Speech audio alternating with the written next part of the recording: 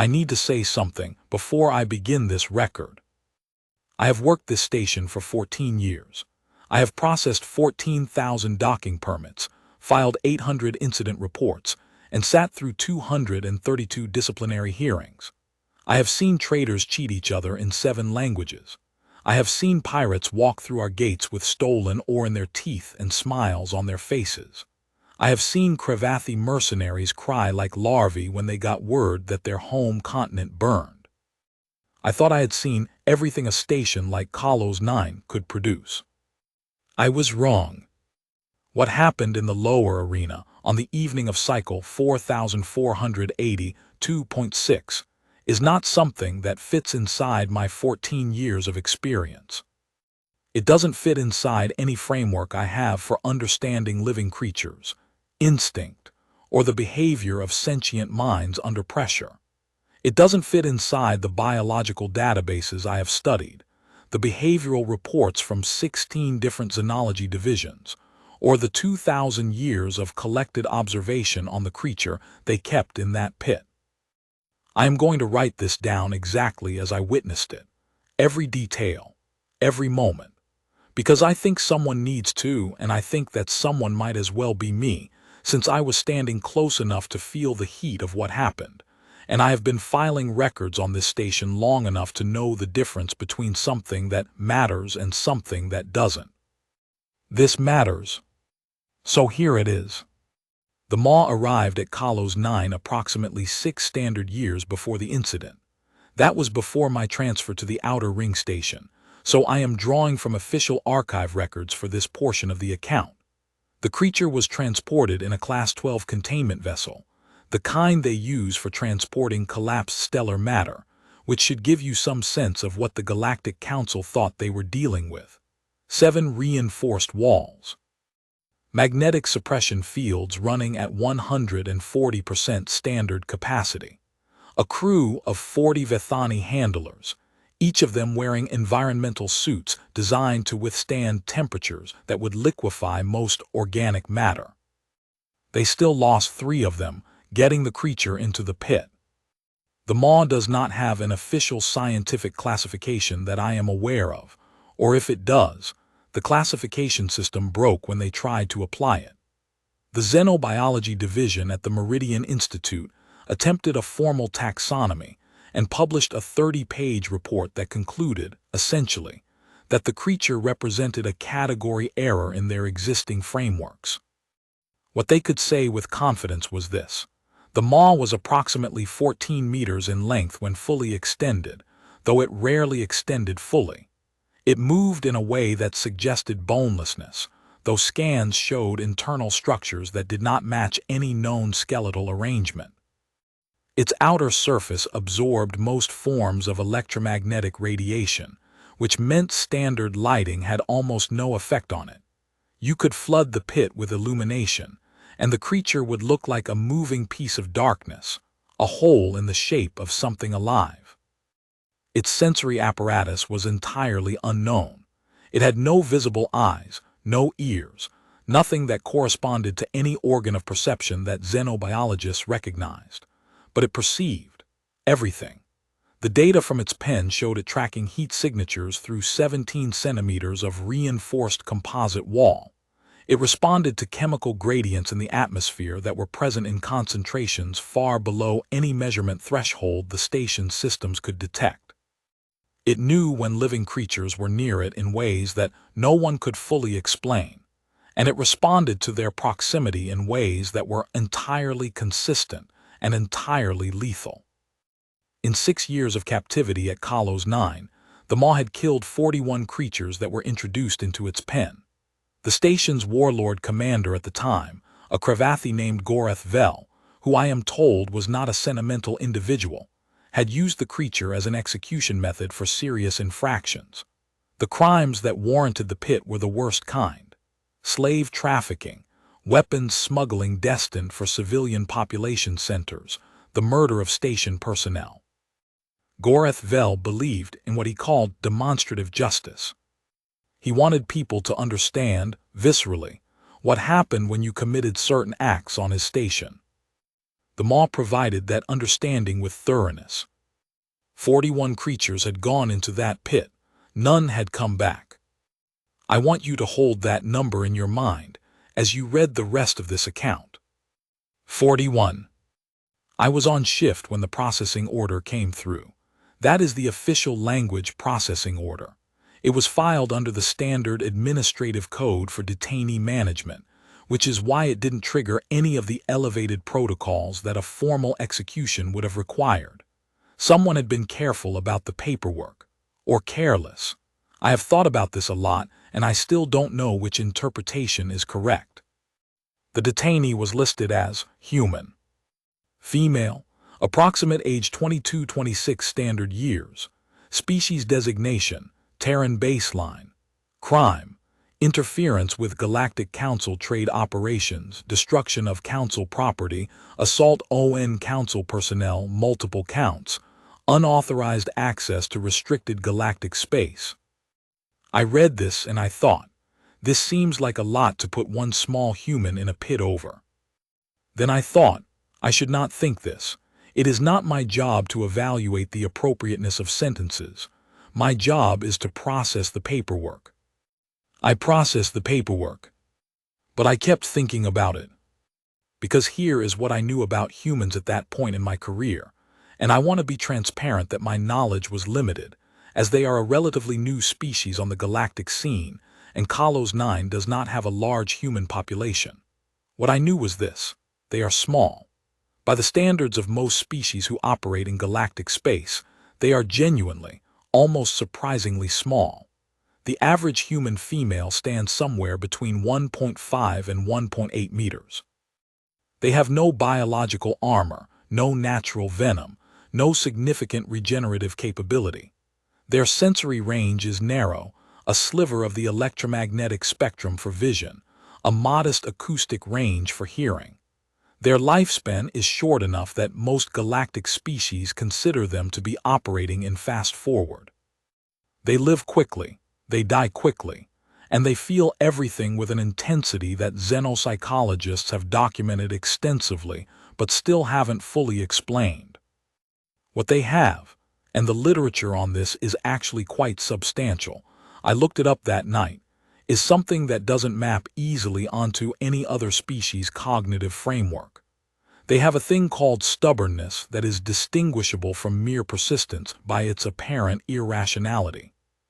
They will continue doing something after every logical indicator suggests they should stop, not because they have miscalculated the odds, but because something in their processing simply refuses to accept what the odds are saying.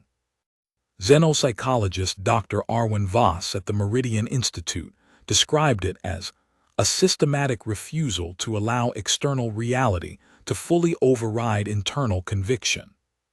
She meant it as a clinical observation. Reading it the night before the feeding, I thought it sounded almost like a superpower. Almost. I still thought the girl was going to die. I was assigned to escort duty. That's what it was called in the orders. Escort duty. Like we were taking a dignitary to a formal dinner, not walking a human girl to the maw's pen. There were 4 of us in the escort team. Me, Corporal Yethna Kravathi, Private Dinal Vethani, and Private Sura, also Vethani. Standard team for detainee processing. We were briefed the morning of, told the sentence had been handed down, told our job was transport from the holding cells to the arena level, told not to engage with the detainee beyond what was operationally necessary. What does that mean exactly? Corporal Yethna asked our supervisor. It means don't have a conversation with her, our supervisor said. Yethna and I exchanged a look. We had worked together for 3 years. We could hold entire conversations in a single exchanged look. This one said, someone is nervous about this. We went to collect her. She was in cell block 7, which is where they keep the pre-processing detainees, the ones who are waiting for something, though usually that something is a hearing or a transfer, not a maw. She was sitting on the floor when we came in, not on the bench.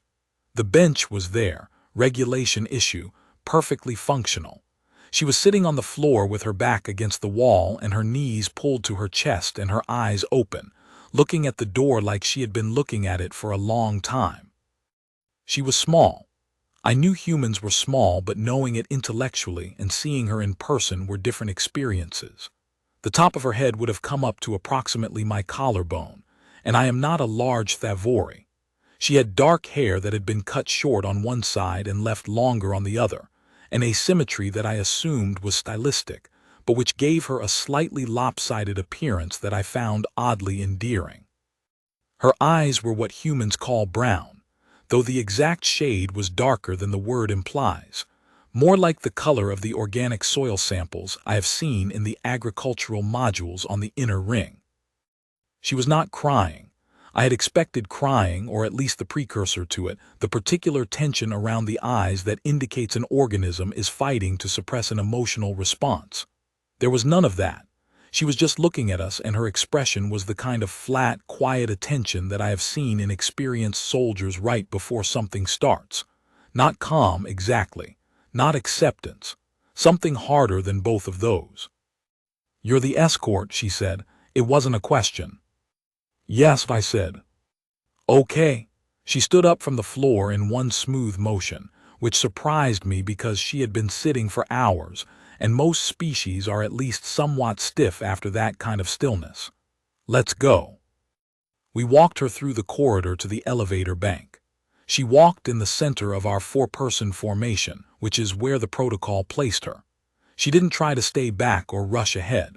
She just walked at a steady pace that matched ours, which was, I don't know why this detail stuck with me, but it did, the pace of someone who had somewhere to be, not someone being taken somewhere. "Can I ask you something?" she said when we were in the elevator. "No engagement," Corporal Yethna said immediately.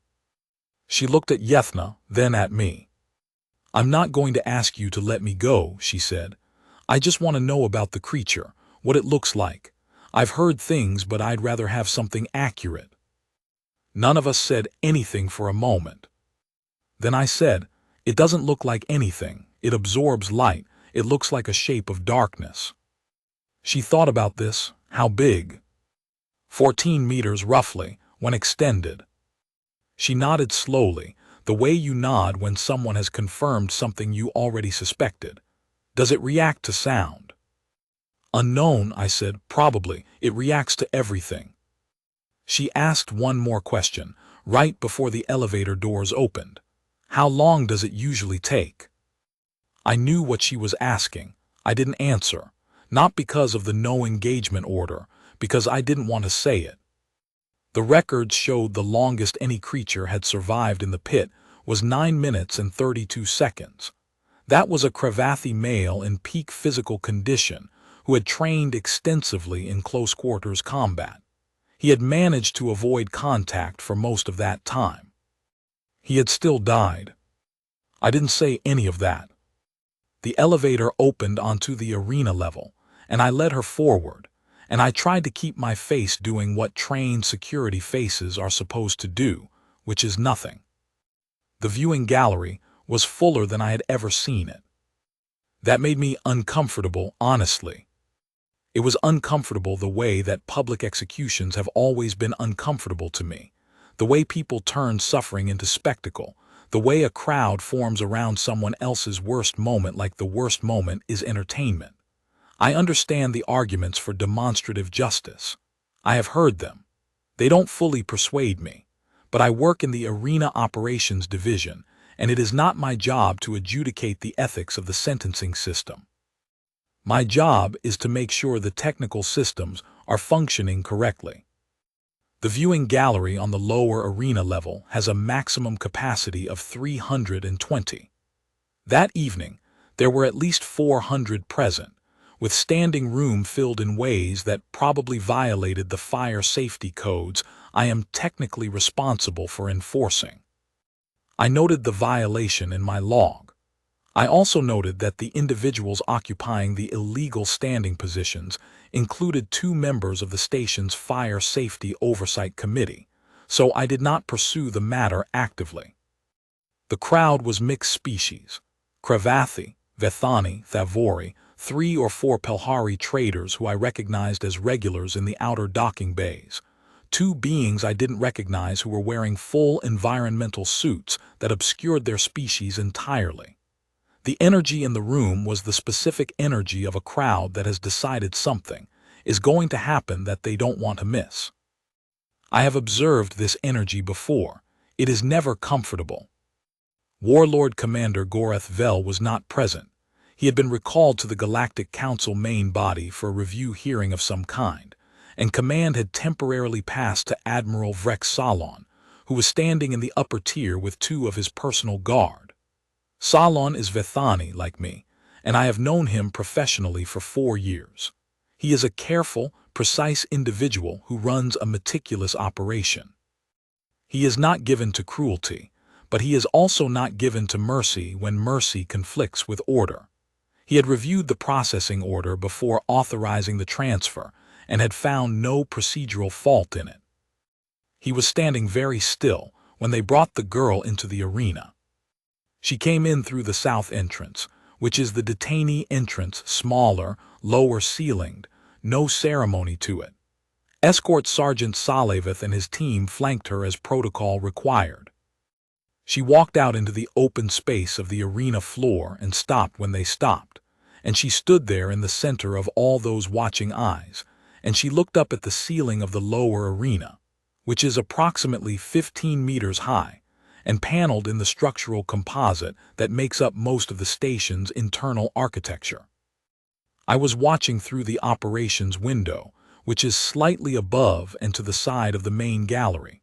From that angle I could see both her face and the faces of the crowd. The crowd was doing what crowds do, murmuring, shifting, some of them leaning forward with the particular physicality of anticipated witnessing. They were ready to see something happen. They were not expecting her to interest them. They were expecting the maw to interest them. She was looking at the ceiling. "What is she doing?" said Technician Preth, who was operating the gate controls to my left. "I don't know," I said. She wasn't doing anything exactly. She was just standing there looking up, her hands loose at her sides, her face doing something I couldn't quite read from the distance. Not praying, not dissociating, something more purposeful than either of those, like she was calculating. Then she turned and looked directly at Escort Sergeant Salevith and said something to him. I couldn't hear it. The arena acoustics carry sound up to the gallery but swallow it at floor level, but I saw his face change. He looked at her for a moment, then he said something back, and she nodded once. Salevith told me afterward what she'd said. She'd asked him, "Is there any rule against talking to it?" He'd said he didn't know. There had never been any reason to have such a rule. She'd nodded and said, "Good." Then the south gate closed behind her and the north gate, the Maw's gate, began to open. I moved to the middle gallery because I needed to see her face. That sounds strange, perhaps. But from the upper tier, all I could see was the top of her head and the creature's shadow at the gate, and something about the situation was already unusual enough that I needed more information than that. I'm a command officer. I read faces, posture, the small behavioral signals that tell you what a being is actually doing as opposed to what they appear to be doing. I needed to read her. So I moved. And what I saw when I moved was this: she was not afraid.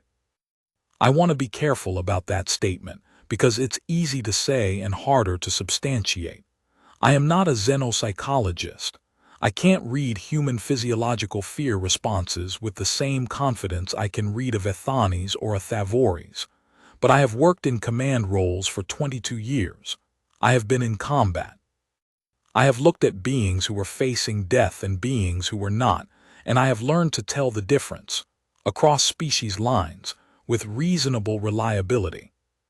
She was not in a fear state. She was in something else. Something that I have seen occasionally in beings who are, to use the common phrase, very good at what they do.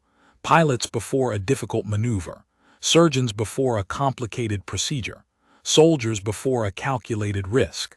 A state of high alert that is so disciplined and so controlled that from the outside it looks almost like its opposite, like stillness. She was watching the gate. Not the way prey watches a predator, wide eyes, breath held, peripheral vision frantically scanning for escape routes. The way I'm going to say chess player, though I'm not sure that captures it. The way a being watches a problem that it is actively working on solving. The maw hadn't moved. This was significant. I had reviewed the full incident record for the creature, 14 pages, 41 entries. Not once had any of those entries mentioned the maw pausing at the gate. The consistent behavioral record was: gate opens, creature emerges, creature orients on subject, contact. That was the sequence. It was almost mechanical in its consistency. And now it had been 18 seconds, and the creature was at the threshold, and it wasn't moving. She was talking. I couldn't hear it from where I was. The arena floor acoustic properties were working against me at that range. But I could see her lips moving, and the rhythm of it was words, not a continuous stream. Short phrases, then silence, then another phrase. Like a conversation, except the other party was a 14-meter apex predator that did not have any known communication capabilities. Except that it wasn't moving. I asked her later, when all of this was over and she was out of the pit, and sitting in the medical bay with a thermal blanket around her shoulders, and a cup of something the medical staff had identified as approximately equivalent to human comfort food, what she'd been saying. She told me. And I sat with what she told me for a long time before I understood it. She'd been doing something she called narrating the environment. She told me she had learned it from a book. An old one from her planet's archive, written by a human who studied animal behavior in the wild, specifically the behavior of large predators. The principle, she explained, was that many predators, not all but many, had a period of sensory assessment before they engaged a new stimulus. They were not pausing because they were uncertain or afraid.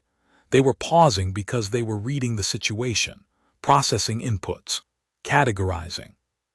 And the question, she said, was whether you could affect what category they put you in. Most things that get put into a predator's path, she said, behave like prey. They run or they freeze or they make distress signals. The predator's system reads all of that and files it under known quantity. It knows how that's going to go. It's done that before. She looked at the cup in her hands. I needed it to not know how I was going to go. So you talked to it, I said. I talked near it, she corrected, not at it. I wasn't trying to communicate, I was providing input, novel input, something it hadn't processed before. She paused. I described the room, the ceiling height, the crowd, the way the ventilation was making a pattern in the dust on the floor near the north gate. I described the color of the light. I described how it felt to be standing there. Another pause, longer. I described the creature itself, what it looked like to me. That it looked like a piece of space that had learned to move. That it was the most remarkable thing I had ever seen. I looked at her. You complimented it, I said. I meant it, she said simply, and I believed her. When Admiral Salon contacted me about the Kalos 9 incident, I will be entirely transparent. My first response was skepticism. I had studied the Maw's behavioral record for 3 years. I had contributed to the Meridian Institute's taxonomy report.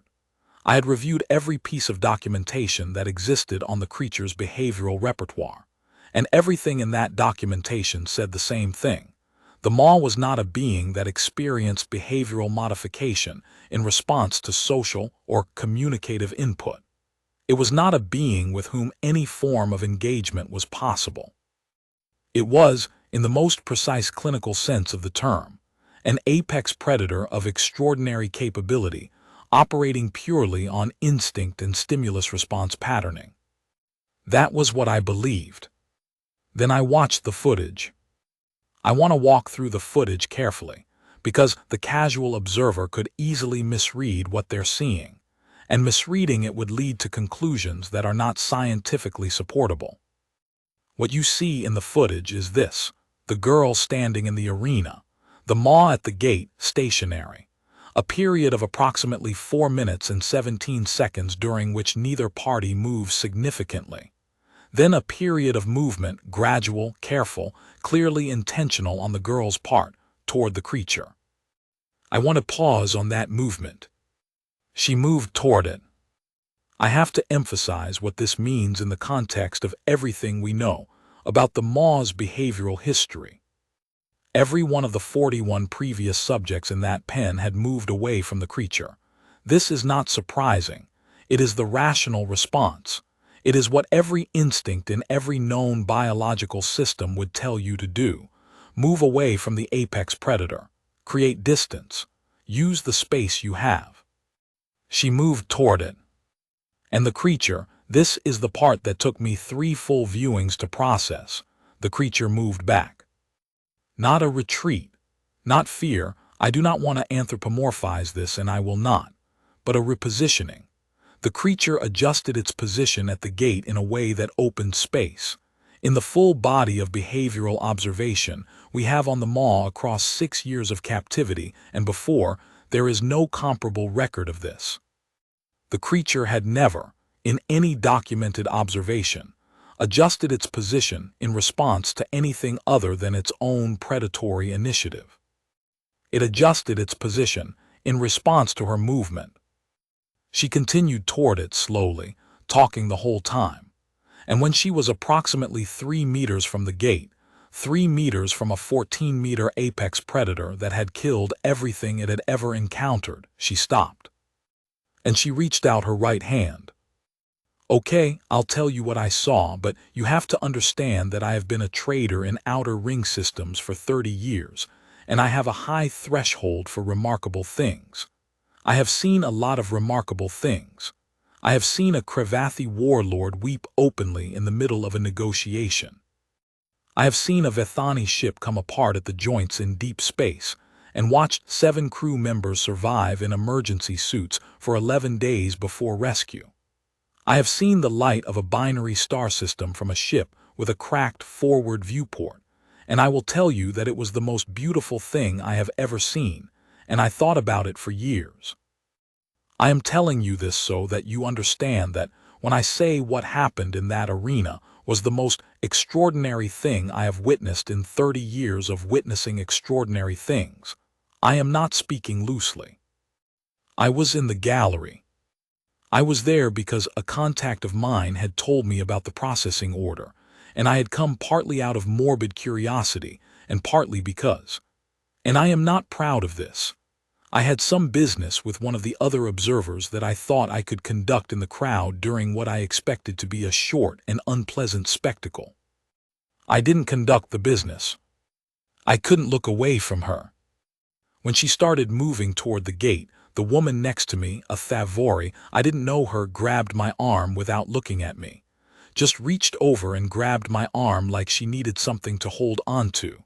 I didn't say anything. I didn't pull away. Because I was doing the same thing, more or less.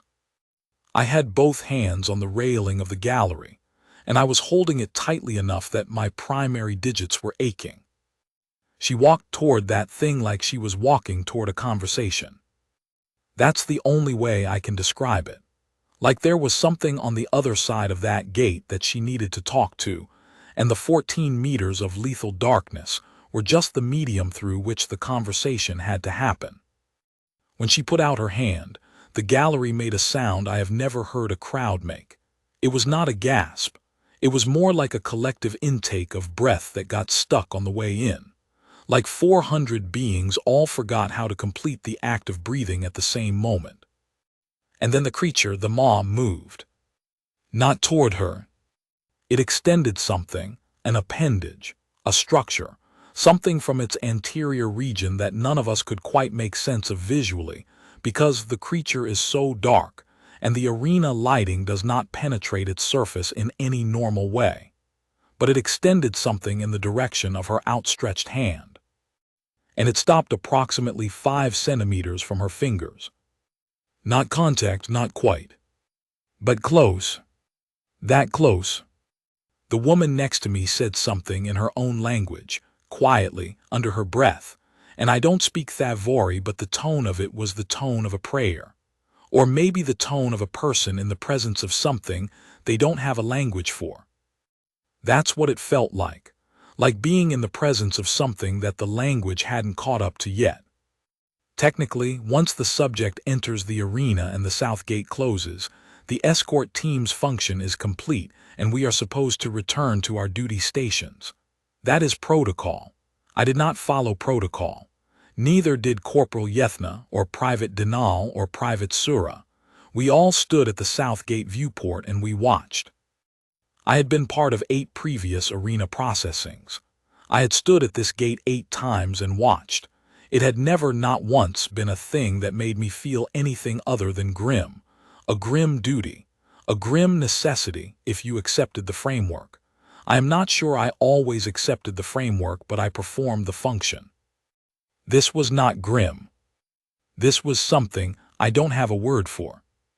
She was standing 3 meters from the maw, and the maw was reaching something toward her, and neither of them had moved in 30 seconds, and the gallery, 400 beings, was silent. Completely silent. And then she started talking again. We were close enough at the south gate viewport that we could hear her now, with the ambient crowd noise gone. Her voice was low and steady, not the voice of someone addressing a crowd, the voice of someone in a conversation. She was saying, "You've been in this room for 6 years. I know you don't understand what 6 years is, but I think you understand what a room is, what it means to be kept in a room, what it costs." Private Sura made a sound next to me, not a word, just a sound. She kept talking. "I'm not here because I wanted to be here. I'm not here because I hurt someone who deserved it. I made choices that people with power didn't like, and now I'm standing in front of you because people with power use whatever tools they have." A pause. "You're a tool to them. I'm a problem to them. We're not the same thing, but we're also not that different." The maw made a sound.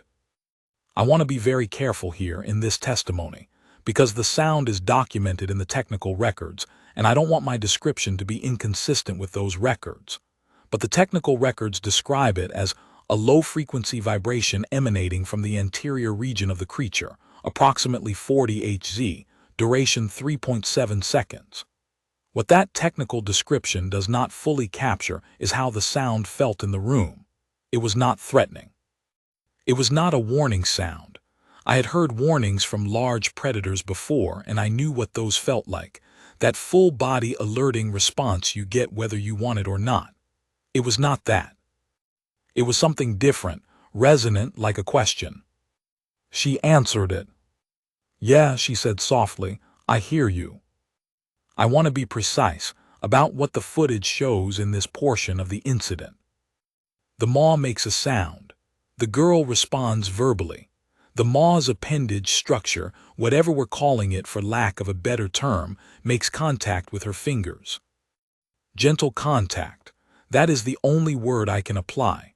I have reviewed the footage at multiple speeds and I have consulted with 3 colleagues and we all agree. The contact is gentle. The force applied is minimal. The creature, which is capable of exerting enough force to breach Class 7 containment barriers.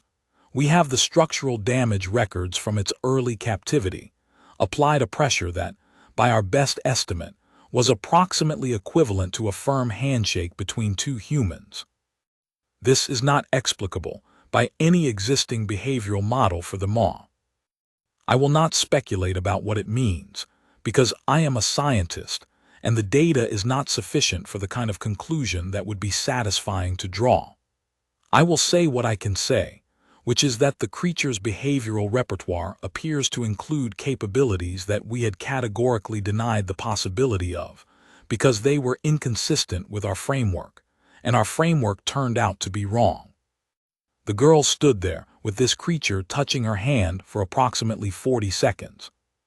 Then she slowly, deliberately lowered her hand. And she turned around. And she walked to the center of the arena, and she sat down on the floor. the same way she had been sitting in the cell when Sergeant Salavith's team came to collect her. Back against, there was no wall, so she arranged herself without one, knees pulled to her chest, eyes forward. The maw watched her. The gallery watched both of them. No one moved, no one spoke. For 11 minutes, by the technical record's timestamp, the girl sat in the arena and the maw watched her, and the galaxy held its breath. I have been Cravathi my whole life, obviously, but what I mean is that I have been raised in the Cravathi tradition, which has a specific relationship to courage. We have a whole cultural framework for it. We have songs about it, rituals, ceremonies, a military tradition that is built on a very specific understanding of what bravery is and what it looks like and what it costs. I thought I understood courage before the night of cycle 4482.6. Watching that girl sit down in the middle of that arena and settle herself and breathe. I'll tell you something that I have told very few people. I have told my mate and my unit commander, and now I am telling this testimony. When she sat down on that floor, I made a sound. A very specific sound that Cravathi make in specific contexts. It's called a relth. It means the closest translation is something like witnessed or recognized. We make it when we see something that we want to formally acknowledge as having happened, as real, as having mattered. I made that sound. Private Dinal looked at me. I didn't explain. He made the Vethani equivalent shortly after. Different sound, same meaning. Sergeant Salavith didn't make any sound, but I saw his right hand make a gesture at his side, low, small. A Thavori gesture I recognized from working with Thavori colleagues for years. It's a gesture of respect. You make it low because it's not meant to be seen by the person you're making it toward. It's private. It's for you. We were all standing there at that viewport doing our private things in our different cultural languages, all of them meaning the same thing. That this was real and that we had seen it, and that seeing it had changed something. 1952-08, ordering hold on all arena protocols. No intervention, no gate operations, no system changes. Whatever is happening in that arena is not within any established protocol, and I am not going to disrupt it with an action taken from a protocol designed for something else entirely. 1955-33, the girl has been sitting on the arena floor for 3 minutes. The maw has retreated to approximately 6 meters from the gate threshold. It has not looked away from her, or whatever the equivalent of looking is for a creature without visible eyes. Every sensor we have that can read it suggests its attention is entirely on her. 1958-17, medical liaison has contacted me asking if we should prepare emergency extraction protocols. I told them to stand by and not initiate.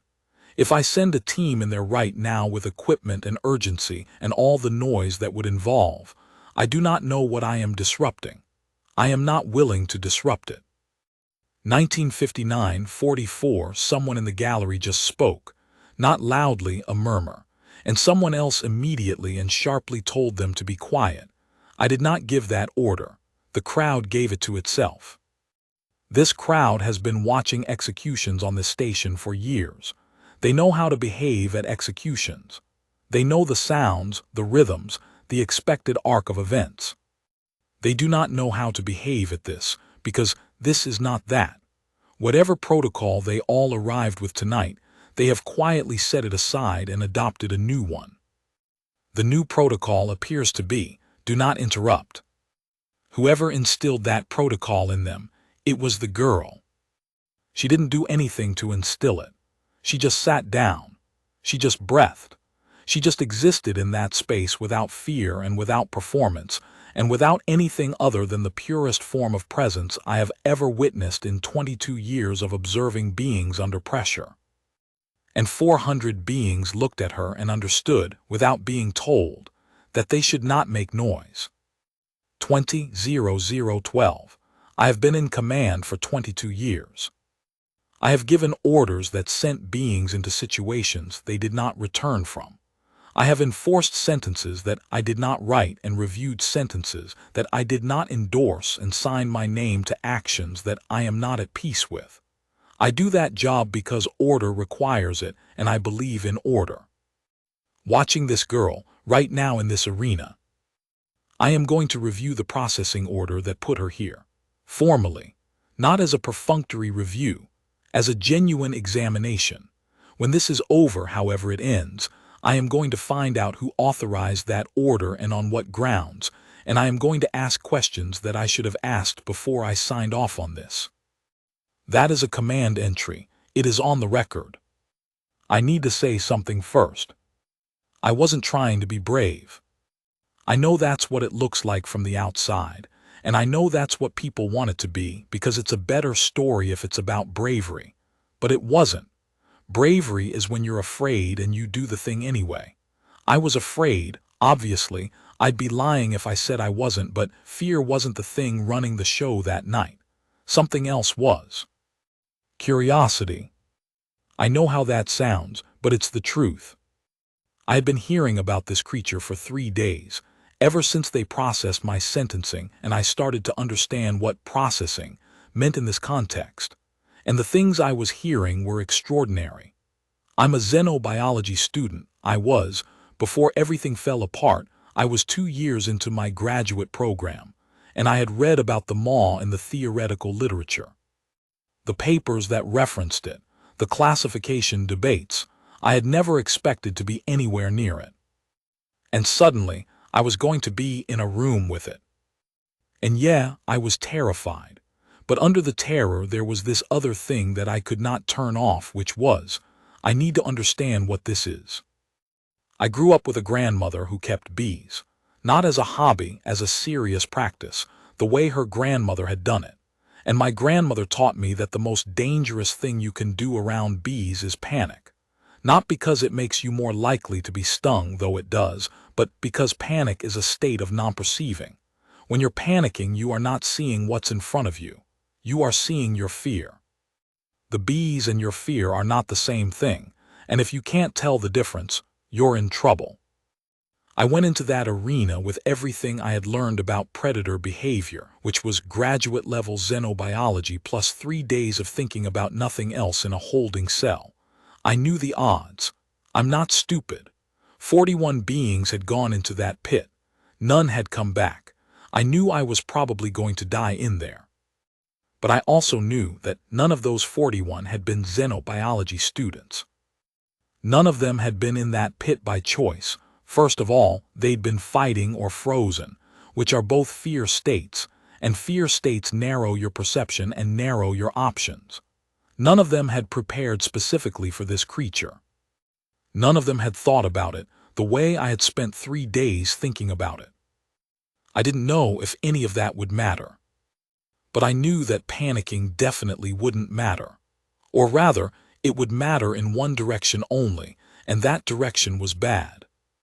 So I went in not panicking. The creature is extraordinary. I want to say that before anything else. Whatever you've heard about it, whatever the official descriptions say, they don't capture what it's like to be in a room with it, to feel it there.